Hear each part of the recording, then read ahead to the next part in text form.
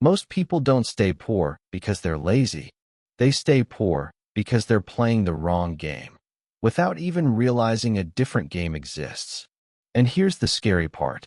You can spend your entire life working hard, paying bills, being responsible, and still lose financially. Today, we're going to explore the hidden mechanisms that keep people broke and how some people escape them even if they start with nothing. Money is weird. It shapes every part of our lives, our career, our stress, our relationships. Yet nobody teaches us how it works. School teaches you facts, but not financial reality. Your parents teach you survival, but not wealth creation. Society teaches you obedience, but not independence. So most people graduate, get a job, pay bills, take on debt, and then repeat that cycle for 40 years. Meanwhile, a small percentage of people build wealth, retire early, and live life on their terms. The difference isn't intelligence. It isn't luck. It's understanding how the system works. Most people stay poor because they only know one way to make money. Trade their time for a paycheck. If you stop working, you stop earning. It's a fragile, linear, exhausting system. And here's the trap. The poor and middle class measure wealth and income. The rich measure wealth and assets. The poor say, I make $20 an hour. The rich say, I own something that makes money, even when I sleep. As long as you only exchange time for money, you will always feel like you're drowning because time is limited.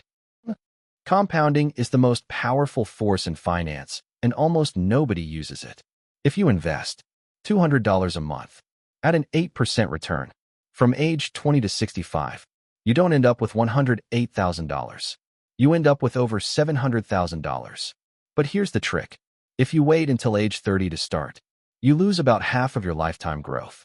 Not because you invested less, but because you lost time. This is why people stay broke. They think they can wait until later. But later is when you're most expensive.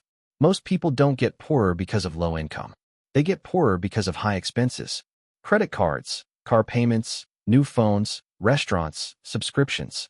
People spend money they don't have to impress people who don't care. Debt becomes normal. Payments become permanent. Stress becomes constant. And here's the psychological trap. When people earn more, they don't save more. They spend more. This is called lifestyle inflation. If you don't control it, you can make $200,000 a year and still live paycheck to paycheck. Schools create employees. They reward obedience, correctness, safety, not initiative.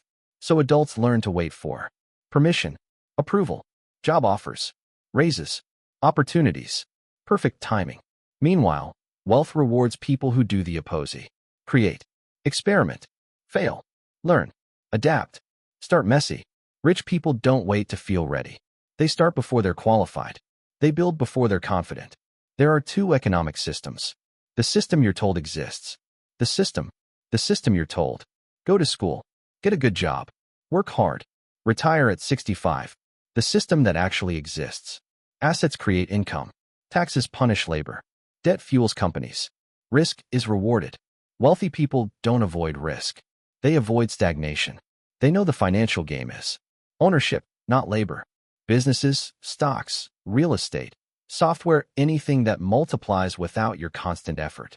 Being broke is painful, but so is learning new skills, building assets, living below your means, starting something that might fail. And humans are wired to avoid pain, even when that pain leads to freedom. We don't want uncertainty. We want guarantees. But wealth has no guarantees, only probabilities. Poor people seek comfort now. Rich people tolerate discomfort now to build comfort later. Escaping poverty doesn't start with money. It starts with behavior. 3 steps. 1. Build skills that the market values. Not just knowledge, skills that solve problems. 2. Reduce expenses and invest early. Not when you're older now. 3. Build or buy assets. Even small ones. Index funds. Online products. Rental units. Small businesses. You don't need to be rich to start. You need to start to become rich. Most people don't stay poor because they're incapable. They stay poor because they're trapped in a system that rewards consumption, dependence, and debt. But once you see the game, you can learn how to play it. If you want more videos like this, psychology, economics, and the science of wealth, make sure to subscribe. Your future self will thank you.